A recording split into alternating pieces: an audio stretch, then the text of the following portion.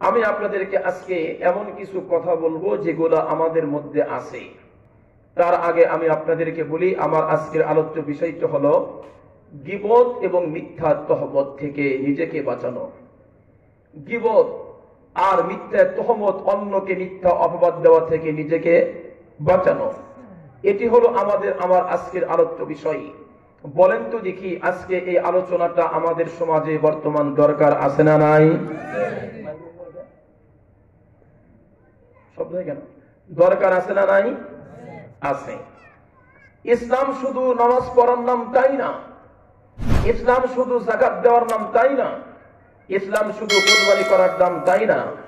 এমন কিছু কাজ আমাদেরকে করতে হবে, এমন কিছু কাজ আমাদেরকে বর্জন করতে হবে যেগুলোর দ্বারা আমার ঈমান নষ্ট হয়, আমলেও ঘাটতি হয়। আমরা যারা সমাজের মধ্যে বসবাস করি, বলেন তো দেখি, আমরা কি দিনের বেলা একটা মিথ্যা কথা বলি না? কথা কিন্তু জোরে আওয়াজ দিতে হবে। আপনাদের এই কণ্ঠ সারা বিশ্বের লোক কিন্তু শুনবে এই মিডিয়াতে, এজন্য আওয়াজটা একটু জোরে হবে। আমরা যারা এখানে আছি, আমি শুধু আমাকে থেকে শুরু করে আপনাদের সহ বলি, আমরা কি প্রতিদিন একটা মিথ্যাও বলি না? অসংখ্য মিথ্যা বলি। সকালবেলা মিথ্যা দিয়ে শুরু করি, সন্ধ্যাবেলায় মিথ্যা বলেই শেষ করি। ঠিক বললাম না ভুল বললাম? এটা হলো একটা ব্যারাম। অথচ মিথ্যা হলো কবিরা গুনাহ। এটা যদি কোনো ব্যক্তি করে মারা যায়, একটাই যথেষ্ট, তাকে জাহান্নামে যাওয়ার জন্য আর বেশি গুনাহ লাগে না। নাম্বার 2, কারো সম্পর্কে ভালো না বুঝে না জেনে তাকে মিথ্যা অপবাদ দেওয়া, এটাও কবিরা গুনাহ। এটাকে বলা হয়, শরীয়তে বলা হয়, কোরআনের ভাষায় বুহতান। বুহতান মানে কোন মানুষকে মিথ্যা তহমত দেওয়া, মিথ্যা অপবাদ দেওয়া। আমাদের সমাজে এমন কিছু লোক নাই? বলেন নাই? নাই। আমরা কথায় কথায় ভালো মানুষটার বিরুদ্ধেও কথা বলি, ভালো মানুষের বিরুদ্ধে মিথ্যা অপবাদ আমরা রটাই। এগুলাকে ছাড়তে হবে, এগুলা বর্জন করতে হবে, তা না হলে পরিপূর্ণ ইসলাম আর ইমানদার হওয়া যাবে না। সম্মানিত শুনি, মিথ্যার কথাই আগে বলি। বাড়ির মধ্যে মিথ্যা কথা হয়, মসজিদেও মিথ্যা কথা হয়, মাদ্রাসাতেও মিথ্যা বলা হয়, এমনকি সংসদে বসেও মিথ্যা কথা বলে এমন লোক বুঝি বাংলাদেশে নাই? প্রত্যেকটা সেক্টরে, প্রত্যেকটা জায়গায় মিথ্যা না বললে যেন হয় না। বাবা তার সন্তানকে ছোট্টবেলা থেকে মিথ্যা ট্রেনিং দেওয়ায়। কেমনে? এক লোক গেছে ডাকতে, তোমার বাবা কই? বাবা ছেলেকে বলে দিছে, তুমি গিয়া বলবা আব্বা আমাকে বলে দিল আব্বা তো বাড়িতে নাই। নাই নাই? আব্বা বলে দিল আব্বা বাড়িতে নাই। তো কি হলো? আপনি তো মিথ্যা বললেন, আপনার কলিজার টুকরা সন্তান ভবিষ্যতে যিনি একজন কিছু হতে পারতো, এই বাচ্চাটাকে ছোট্টবেলায় আপনি মিথ্যার ট্রেনিং দেওয়ালেন। মনে রাখেন, আপনার সন্তান মিথ্যা বলবে, এর একটা অংশ আপনার আমলনামাতেও দেওয়া হবে। ঠিক আছে? কোনকে জোরে বলেন। স্ত্রীর কাছেও মিথ্যা কথা বলে, আমাদের কান্দাবার লোক মনে হয় নাই? মিথ্যা বলতে বলতে এমন অবস্থা, স্ত্রীর কাছে মনে হয় একটা সত্য কথাও বলে না। তবে তারপর মা বোনরা ভালো আছে, পুরুষরা ভালো আছে, স্ত্রীর কাছে মিথ্যা কথা কয় না? হ্যাঁ, এখানেও বলে। সম্মানিত শুধু কবিরা গুনাহ, কবিরা গুনাহ জায়েজ নাই। নবী আলাইহিস সালাতু ওয়াস সালামের কাছে একজন মহিলা আসছেন ছোট একটা বাচ্চাকে নিয়ে। তো বাচ্চাকে নিয়ে আসছেন, বাচ্চাটা কোনো কারণে একটু দূরে চলে গেছে, পয়গম্বর ওখানে বসা। মহিলা বলতেছে, বাবা এদিকে আসো, টাল টাল এদিকে আসো, তোমাকে আমি কিছু দিব। রাসূল বললেন, তুমি কি সত্যি তাকে কিছু দিবা না এমনি ডাকলা, যেমন আমরা এমনি ডাকি? ডাকি কি না? মহিলা বললেন, হ্যাঁ আমার কাছে খেজুর আছে, খেজুর দিব। পয়গম্বর বললেন, বেঁচে গেলাম। তোমার সন্তানকে তুমি ডাকলে যদি কিছু না দিতে, তাহলে এটা মিথ্যা হতো। আর সন্তানকে মিথ্যার ট্রেনিং দেওয়ানোর কারণে মোটা একটা অঙ্কের অংশ তোমার আমলনামায় দেওয়া হতো। এজন্য আজকে থেকে মিথ্যা বলবো না। মিথ্যা হলো সমস্ত মূল গুনার মূল। একটা মিথ্যা বললে ওর সাথে আরো 10টা মিথ্যা যোগ করতে হয়। ঠিক বললাম না ভুল বললাম? একটা মিথ্যা বললে আরো 10টা মিথ্যা যোগ করতে হয়। আমরা যদি আল্লাহর খাঁটি বান্দা আর প্রিয় বান্দা রাসূলের খাঁটি উম্মত হতে চাই, আমাদেরকে এমন জঘন্য অপরাধ মিথ্যাকে পরিহার করতে হবে। রাজি আছেন? কে হাত তোলেন। আজকের পর থেকে আর একটা মিথ্যাও বলবো না। হাত তোলেন, বলেন বলেন। আজকের পর থেকে আর একটা মিথ্যা কথা বলবো না। মরে গেলাম না, কথা কয় না, বলে না। আজকের পর থেকে আর একটা মিথ্যাও বলবো না, মরে গেলেও না, ফাঁসির মঞ্চে ঝুললেও না, জেলখানা গেলেও না, একটা মিথ্যা বলবো না। আল্লাহ কবুল করেন, আমিন। এই মিথ্যা সম্পর্কে আমি আপনাদেরকে এতটুকু বললাম। 2 নাম্বারটা হলো মিথ্যা অপবাদ। আল্লাহ, মিথ্যার সাথে আরেকটা জিনিস আমাদেরকে বলতে হবে, সেটা হলো গীবত। সাহাবা কেরামকে রাসূল জিজ্ঞেস করলেন, ওগো আল্লাহ, সাহাবা কেরামকে জিজ্ঞেস করলেন নবী আলাইহিস সালাম, এ সাহাবারা, তোমরা কি জানো গীবত কাকে বলা হয়? সাহাবা কেরামের ধরনটা খুব সুন্দর ছিল। নবী আলাইহিস সালাম কোনো কিছু প্রশ্ন করলে সাহাবা কেরাম আমাদের মতো এভাবে বলতেন না, জানি না, এরকম বলতেন না। রাসূল বলছে, এই তোমরা কি এই সম্পর্কে জানো? সাহাবা কেরাম বলতেন, আল্লাহু ওয়া রাসূলুহু আ'লাম, আল্লাহ এবং তার রাসূলই ভালো জানেন। কত আদব দিয়ে কথা বলতেন, রাসূলের কাছ থেকে শিখছেন তো। রাসূল বললেন, আমাল গীবাতু, গীবত, আতাদরুন আমাল গীবা, তোমরা কি জানো গীবত কাকে বলা হয়? সাহাবা কেরাম বললেন, আল্লাহু ওয়া রাসূলুহু আ'লাম, আল্লাহ এবং তার রাসূলই এই সম্পর্কে ভালো জানেন। পয়গম্বর বললেন, যিকরুকা আখাকা বিমা ইয়াকরাহ, গীবত বলা হয় তোমার কোন ভাইয়ের অনুপস্থিতিতে তার সম্পর্কে এমন কিছু কথা আলোচনা করা যেটা শুনলে সে আঘাত পায়, কষ্ট পায়, এটাকে বলা হয় গীবত। বুঝতে পারলাম না? বোঝেন নাই? আমি আবার বলি, কোন ভাইয়ের অনুপস্থিতিতে তার এমন কিছু দোষ, এমন কিছু গুণ, বদগুণের কথা আলোচনা করা, পরবর্তীতে সে শুনলে কষ্ট পায়, এটার নাম হলো গীবত। যিকরুকা আখাকা বিমা ইয়াকরাহ। সাহাবা কেরাম প্রশ্ন করলেন, ওগো আল্লাহর নবী, আমরা যে তার বিরুদ্ধে অনুপস্থিতিতে কিছু কথা বলি, যদি সে আসলেই ওই দোষে দোষী হয় তাহলে কি গীবত হবে? পয়গম্বর কয়, তাইলে তো গীবত হবে। তার মধ্যে যেই রোগগুলো আছে এটা সম্পর্কে বললেই তো গীবত হবে। আর যদি তোমরা তার বিরুদ্ধে যা বললা এটা যদি তার মধ্যে আসলেই না থাকে তাহলে হবে বুহতান, মিথ্যা অপবাদ। বোঝেন নাই? এ গীবত করা কবিরা গুনাহ। কোন ইমানদার কখনো কারো গীবত করতে পারে না। যার গীবত করা হবে, দেখবেন আপনি যার গীবত করবেন আপনার সমস্ত আমল, নেক আমল তার নামে দেওয়া হবে। সুবহানাল্লাহ বলেন। এই জন্য হযরত উলামা কেরাম বলেন, যদি গীবত করার খুবই ইচ্ছাই হয় তাইলে তোমার বাপ আর মায়ের নামে গীবত বেশি করে করো। কেন? তোমার আমলগুলা যেন তোমার বাপ মাই পায়, আর কেউ না পাক। সুবহানাল্লাহ বলেন না? যদি গীবত করার ইচ্ছাই জাগে, তুমি গীবত ছাড়তে পারছো না, গীবত করা অভ্যাসে পরিণত হয়ে গেছে, তোমার রক্তে মিশে গেছে, উলামা কেরাম বলে তাইলে তোমার বাপ মার গীবত করো, তাইলে তোমার আমলগুলো তোমার বাপ মা পাবে, তোমার বাপ মা জান্নাতে যাবে। অন্যের গীবত করে লাভ কি? করতে যদি হয় বাপ মার গীবত করো, লাভটা বাপ মাই পায়। ঠিক না বেশি? এজন্য গীবত আমরা করব না ইনশাআল্লাহ। গীবত করা কবিরা গুনাহ। তবে হ্যাঁ, কখনো কখনো গীবত করাটা ফরজের পর্যায়ে চলে যায়। যেমন আপনি জানেন অমুক লোকটা সাংঘাতিক খারাপ, তার ঈমানের অবস্থা জটিল, ভালো নয়। আপনি আরেকজন মানুষকে সতর্ক করার জন্য যে ওই লোকটা যদি তার কাছে যায় তাহলে তার ঈমানও চলে যাবে, তখন আপনি সতর্ক করতে পারেন, লোকটা কিন্তু সাংঘাতিক খারাপ, সাবধান, তার কাছে যায় না। এই গীবতটা করা ফরজ। সুবহানাল্লাহ বলেন না? এই গীবত করা কি ফরজ। আবার কখনো কবিরা গুনাহ হয়, ওই যে তার ব্যক্তিগত গুনাহ নিয়ে আলোচনা করে, এটা কবিরা গুনাহ। কারো অনিষ্ট থেকে মানুষকে বাঁচাবার জন্য, কারো খারাপি থেকে মানুষকে বাঁচাবার জন্য তার গীবত করা, এটা শরীয়তে ফরজ। আবার কখনো কোন মানুষকে ইনসাল করার জন্য, তাকে মানুষের সামনে তুচ্ছ করার জন্য তার ব্যক্তিগত গুনাহ আলোচনা করা, এটা হলো কবিরা গুনাহ, এটা হলো গীবত, হারাম। কথা বুঝতে পারলাম? এখন আমি যার গীবত করব, সাহাবা কেরাম বলেন, ওগো আল্লাহর নবী, তার মধ্যে যদি ওই দোষটা থাকে তাইলে কি হবে? রাসূল বলে, তাইলে তুই গীবত হবে। আর যদি তার মধ্যে ওই গুণ, দোষ না থাকে তাহলে হবে মিথ্যা তহমত। এজন্য সাবধান, আমরা পরিপূর্ণ মুসলমান হতে চাইলে মিথ্যা বলা যাবে না, গীবত করা যাবে না, অপবাদ দেওয়াও যাবে না। দারুল উলুম দেওবন্দ, এই তো পার্শ্ববর্তী দেশ ভারত, ইন্ডিয়াতে একটা ফ্যামিলি ছিল, ফ্যামিলির নাম হলো বিসমিল্লাহ ফ্যামিলি। ওই এলাকার ওই ফ্যামিলির যতগুলো মানুষ আছে প্রত্যেকটা কাজের শুরুতে বিসমিল্লাহ পড়ে, এজন্য ফ্যামিলির নাম কি? বিসমিল্লাহ ফ্যামিলি। আমাদের দেশে আছে না শেখ গোষ্ঠী, তরফদার গোষ্ঠী, তালুকদার গোষ্ঠী, মন্ডল গোষ্ঠী, ওটা হলো বিসমিল্লাহ গোষ্ঠী। সুবহানাল্লাহ বলেন। প্রত্যেকটা মানুষ এত বরকতপূর্ণ, প্রতিটা কাজের শুরুতে বিসমিল্লাহ পড়ে, গুনার কাজ তেমন করে না, ভালো ভালো কাজ করে, এলাকার মধ্যে তাদের সুনাম, এজন্য তাদের নাম হয়েছে বিসমিল্লাহ ফ্যামিলি।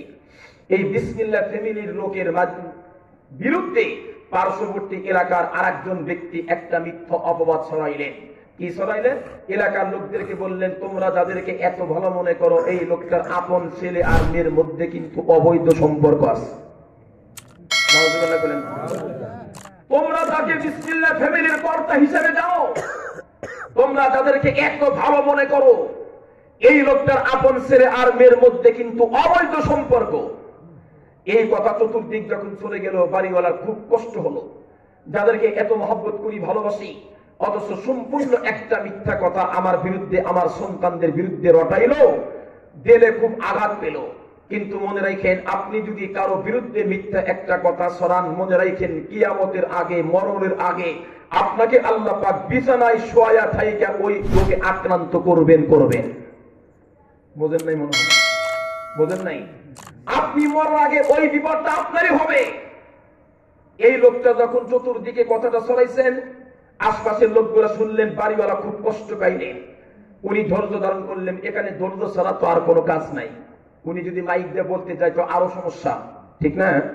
এই ধৈর্য ধরলেন। কিছুদিন পরে শোনা গেল, যেই লোকটা অন্য লোকের বিসমিল্লাহ ফ্যামিলির বিরুদ্ধে মিথ্যা ষড়যন্ত্র করেছে, মিথ্যা তহমত রটাইছে দিছে, তার আপন সন্তান ছেলে আর মেয়ের মধ্যে শুধু অবৈধ সম্পর্ক হয়েছে তাই না, পেটের মধ্যে যারও সন্তানের দুনিয়াও জন্ম হয়েছে। আপনি করবেন একটা, আপনার বিরুদ্ধে দুইটা করা হবে। বাংলাতে বলা হয় দাঁড়াইলে শুতে হয়। দাঁড়াইলে কি করতে হয়? শুতে হয়। ফেসবুকে দেখলাম আজ থেকে 2-3 সপ্তাহ আগের কথা, একটা ছেলে কোটিপতি, কোটি কোটি টাকার মালিক, বাবাকে নিয়ে গেছে বৃদ্ধাশ্রমে। বৃদ্ধাশ্রম চেনেন? সরকারি ব্যবস্থাপনায় যে সমস্ত বৃদ্ধ পুরুষ আর বৃদ্ধা মহিলার দেখাশোনার শুশ্রূষার কোন লোক নাই, সন্তানরা বাড়ি থেকে বের করে দেয়, দেখার মতো আর কেউ নাই, তখন সরকারের দায়িত্ব হয় এদেরকে লালন পালন করা। এই যেখানে লালন পালন করা হয় ওটার নাম হলো বৃদ্ধাশ্রম। তো বাবা তার সন্তানকে নিয়ে গেছে বৃদ্ধাশ্রমে, সুন্দর বিল্ডিং, বালাখানা, সুন্দর বাগান। বাপ বলতেছে, বেটা তুমি আমাকে এখানে কোথায় নিয়ে আসলাম? সন্তান বলতেছে, আব্বা এটা হলো বৃদ্ধাশ্রম, এখানে কি করব? বলে, আব্বা আপনার বৌমা, আমার যিনি ওয়াইফ, উনি আপনাকে সহ্য করতে পারতেছেন না, উনি আপনাকে এখানেই থাকতে বলছে, আপনার কোনো অসুবিধা নাই, মরণের পর্যন্ত আমি খোঁজ খবর নিব। বাবা চোখের পানি ছেড়ে দিতে, হায় হায়, এত কষ্ট করে লালন পালন করলাম, সেই সন্তানকে বিয়ে করাইলাম, সেই বেটার বউ আজকে আমাকে বাড়িতে থাকতে দিতে চায় না। মুসলমান কার জন্য এত কিছু? হালাল হারামের পরোয়া নাই, সকাল নাই, সন্ধ্যা নাই, ঝড় নাই, বৃষ্টি নাই, মেঘ নাই, শীত নাই, গরম নাই, টাকার পিছনে দৌড়াইলাম। মরণের আগে, এখনো মরণ হয় নাই, মরণের আগে আমার সন্তান, আমার বেটার বউ আমাকে বাড়িতে থাকতে দিতে চাই না। কার জন্য কি করলাম?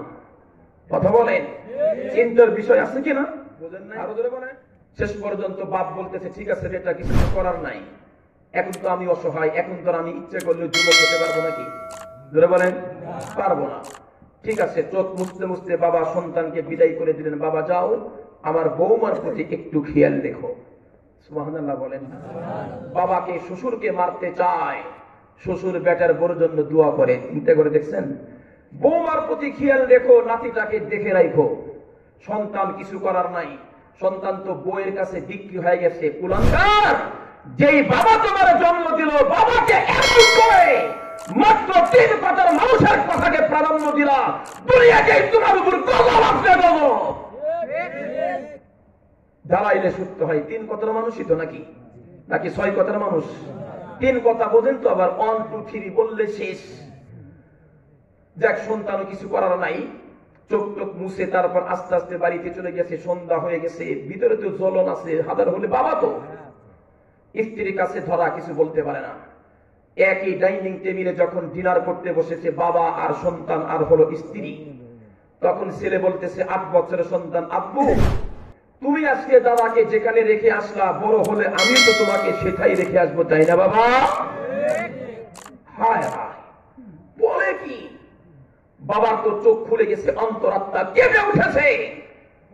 কি করলাম কি করলাম, একদিন তো আমাকে এমন হতে হবে। খাবার টাবার ছেড়ে দিয়ে ফেলে দিয়ে দৌড়ে চলে গেছে, স্ত্রী থাকুক আর না থাকুক বাবাকে বাড়িতে ফিরেই আনবো। কিন্তু মালিকের ফয়সালা, বাবা শব্দ করতে পারে নাই। বাবা হার্ট অ্যাটাক করে সন্তান যাওয়ার আগেই দুনিয়া থেকে বিদায় নিয়ে চলে গেছেন। যুবক পায়ে হাত দিয়ে বলি, কথা প্রসঙ্গে বলে ফেললাম, রিদার রব্বি বিরিজাল ওয়ালিদাইন, যারা পিতামাতাকে সন্তুষ্ট করবে আল্লাহ পাক তাদের প্রতি সন্তুষ্ট হবে। যারা পিতামাতার সাথে খারাপ আচরণ করবে মালিক তার সাথে প্রতিশোধ নেবে। যেরকম ঠিক না? আল্লাহ আমাদের সঠিক বুঝদান করুন, আমিন। এ কথাটি কেন বললাম? যে যেমন করবে এমনই পাবে। বিসমিল্লাহ ফ্যামিলির বিরুদ্ধে মিথ্যা অপবাদ দিল, অথচ আল্লাহ পাক কিছুদিন পরে তার উপরে এত বড় প্রতিশোধ নিলেন। শুধু অবৈধ সম্পর্ক তাই না, পেটে বাচ্চা পর্যন্ত আল্লাহ দিয়েছেন। মুসলমান ভাইরা আমার কথাগুলো দিল দিয়ে বোঝান। এই জন্য বলতেছিলাম মিথ্যাকে পরিত্যাগ করতে হবে, গীবত করা যাবে না, কারো বিরুদ্ধে মিথ্যা তহমত দেওয়া যাবে না। আজকে আমি যদি একজনের বিরুদ্ধে মিথ্যা তহমত দেই, না জেনে না শুনে না বুঝে, তাইলে তো আমাকে দুনিয়াতে মৃত্যুর আগে ওই রোগে আক্রান্ত হতে হবে। যেখানে আল্লাহর পয়গম্বর বলেন, কোন ব্যক্তি যদি কোনো ব্যক্তি মুসলমানের গুনাহকে গোপন রাখে, কাল কিয়ামতের ময়দানে আল্লাহ পাক তার গুনাহগুলোকে গোপন রাখবে। সুবহানাল্লাহ বলেন। কোন ব্যক্তি যদি দুনিয়াতে কোন মুসলমান ভাইয়ের উপকার করে, কাল কিয়ামতে কঠিন বিপদের সময় আল্লাহ পাক তার উপকার করবে। সুবহানাল্লাহ।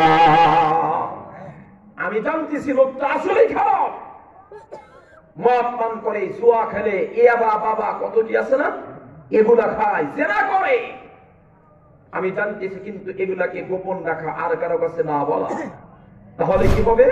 আল্লাহ পাক দুনিয়াতে একজন মুসলমানের গুনাহকে বিপদ ঢাকার কারণে, আমার তো গুনাহ বুঝি নাই, আমার গুনাহ নাই, কথা বলে না।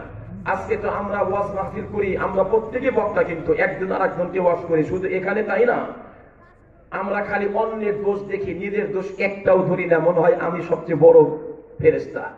ঠিক বললাম না? বললাম। সবসময় খালি অন্যের প্রতি টার্গেট, আমি ভালো। অথচ রাসূলে বলেছেন, রাসূলে কারীম সাল্লাল্লাহু আলাইহি ওয়াসাল্লাম বলেন, মান ক্বালা হালাকান নাস ফাহুয়া আহলাকুহুম। পয়গম্বর কয়, যেই ব্যক্তি বলে সব লোক ধ্বংস হইছে, পয়গম্বর কয় তুমি ওই ধ্বংসের 1 নাম্বার সিরিয়ালে পড়ো। 1 নাম্বার সিরিয়াল তুমি। এজন্য নিজের দোষটাকে আগে দেখা দরকার। বর্তমান বাংলাদেশের কাকরাইল মসজিদের যিনি সুনাম ধন্য ইমাম সাহেব মুফতি নুরুর রহমান সাহেব, উনি সেদিন একটা বয়ানে বলতেছিলেন, আমি সেখানে ছিলাম।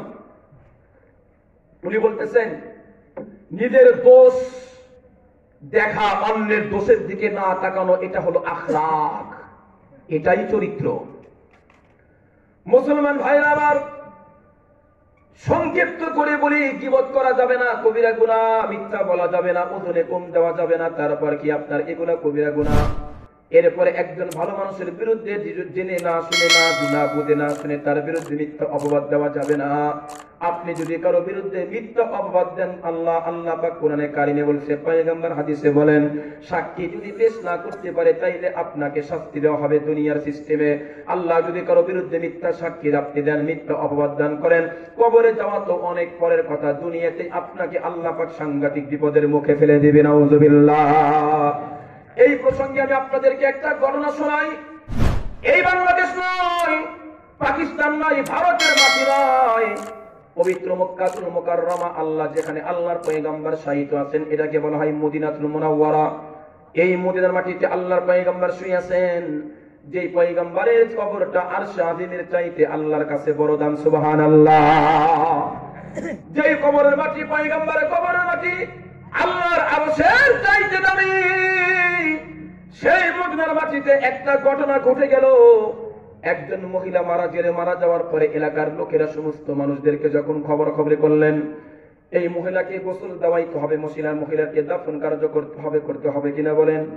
এই মহিলাকে দাফন করতে হবে। এর আগে গোসল করাবার জন্য দেখবেন, মহিলাকে গোসল করাইতে মহিলা দরকার, মহিলার জন্য পুরুষ দরকার হবে না।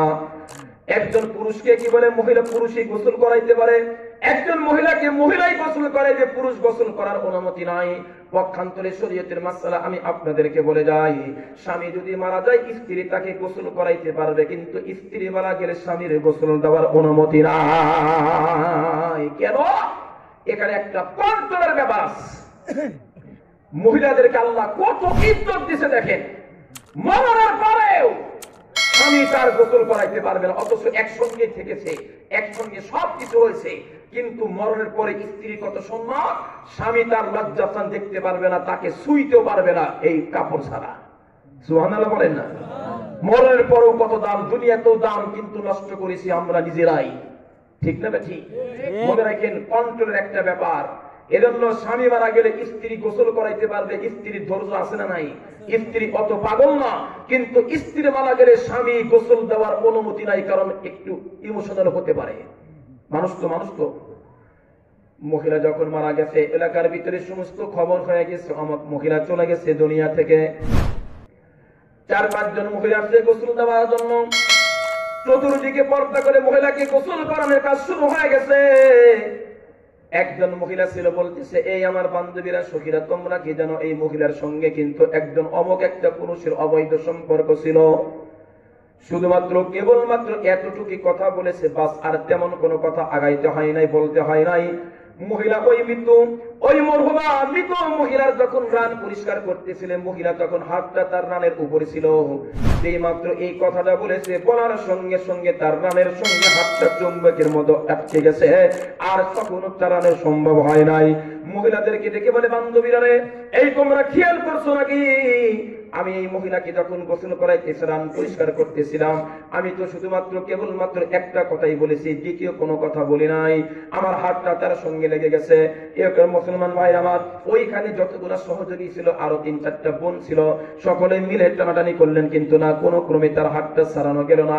এদিকে সূর্য আস্তে আস্তে ডুবে যাইতেছেন।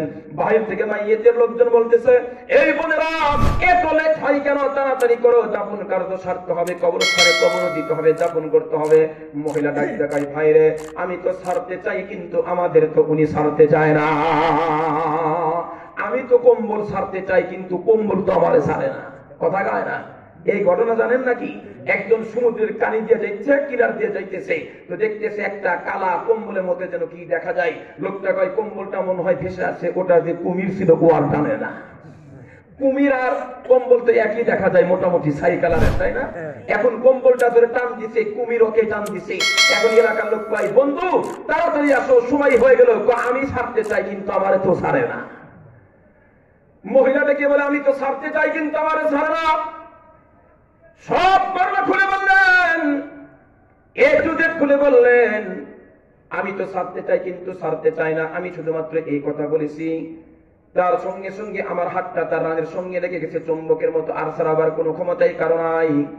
মুসলমান ভাইরা আমার, আস্তে আস্তে করে এই কথাটা এলাকার ভিতরে প্রচার হয়ে গেল। এই কথা যদি প্রচার হয়, বলেন তো দেখি, লোক সংখ্যা বাড়বে না কমবে? আস্তে আস্তে তো বাড়তেই থাকবে, বাড়তেই থাকবে।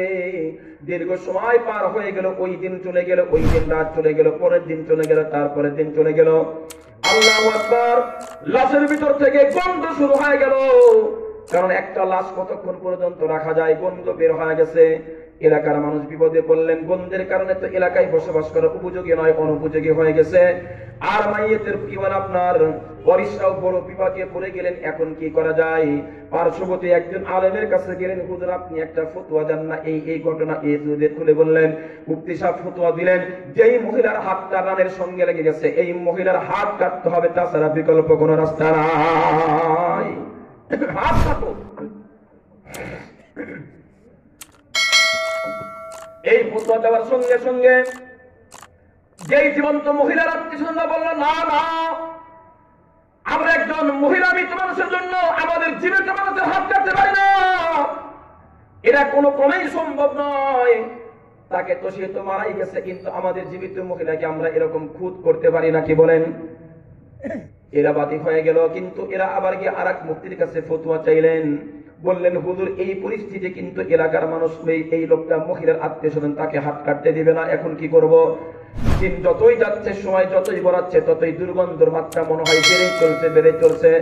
হাওয়াতে উঠছে, বাতাসে উঠছে, মাটির মধ্যে সব জায়গাতে মহিলার দুর্গন্ধ চলে গেছে। ওই এলাকার মুফতি সাহেব, দ্বিতীয় মুফতি সাহেব ফতোয়া দিলেন, না না, জীবন্ত মানুষের হাত কাটতে হবে না, যেই মহিলা মারা গেছে ওই মহিলার রানটা ওখান থেকে কেটে দাও। এই হলো ইমাম মালিক রহমাতুল্লাহ আলাইহি। মক্কায় হজ করে, ফরজ হজ করে মদিনায় চলে গেছেন। 17 বছরের মধ্যে আর নফল হজ করেন নাই। ইমাম মালিকের মনের তামান্না হলো মদিনার মাটিতে যেন আমার জান কবজ হয়। এজন্য একবার আল্লাহ বাইতুল্লাহ গেলে তার জিন্দেগীর সব গুনাহ মাফ। মদিনায় থাকছে কিন্তু বারবার নফল হজের জন্য মক্কায় যান নাই। কারণ ইমাম মালিকের মনের ভয়, আমি যদি মদিনা থেকে মক্কা চলে যাই হজ, নফল হজ করার জন্য, আর এমন সময় আজরাইল যদি জান কবজ করে নেয়, আমার মনের তামান্না তো কোনোদিন পুরা হবে না। এই জন্য 17 বছরের ভিতরে একবারের জন্য আল্লাহর বান্দা ইমাম মালিক রহমাতুল্লাহ আলাইহি নফল হজ করতে যান নাই, এক সেকেন্ডের জন্য পায়ে স্যান্ডেল দিয়ে হাঁটে নাই। এমন একজন মানুষ বড় ইমাম মালিক। এলাকার লোকেরা চলে গেল, হুজুর এই তো বিপদে পড়েছি, একজন মহিলা মারা গেছে। মারা যাওয়ার কারণে এই মহিলাকে 4-5 জন মহিলা যখন গোসল করাইতেছিল, খুলে বললেন, ইমাম মালিক বললেন, এই ওই মহিলা এখন কোথায়? হুজুর যেখানে তাঁবুর ভিতরে গোসল করায় ওইখানে মহিলা আছে, সমস্ত মহিলাগুলো সেখানে আছে, যার হাতটা আটকে গেছে সেও ওখানে আছে। ইমাম মালিক ডাক দেখা, চলো আমাকে ওই মহিলার কাছে আগে নিয়ে যাও, তারপরে মাসআলা কেমনে কি করা যায় আমি দেখতে পারি। কারণ এলাকার মধ্যে তো কিছু ডাক্তার আছে, দেখবেন হকারি ডাক্তার, আবার কিছু আছে এমবিবিএস ডাক্তার, আছে না নাই? এমবিবিএস ডাক্তার, এফআরসিএস করা ডাক্তার আর হকার ডাক্তার সমান না, আলাদা আলাদা? জোরে বলেন। এমবিবিএস ডাক্তারের কাছে যাবে, ওনারা শুধু একটা টেস্ট করবে, হয়তো 1000 টাকা খরচ হবে। টেস্ট করে মাত্র 2.5 টাকা দামে 2-3টা বড়ি দিবে, দেখবে আপনার অসুখ নাই। গ্রাম্য ডাক্তারের কাছে যাবেন, দেখবেন হকার ডাক্তার 22 রকমের ঔষধ লিখবে, ওর চিন্তা কোনো একটাতে তো কাজ হবে।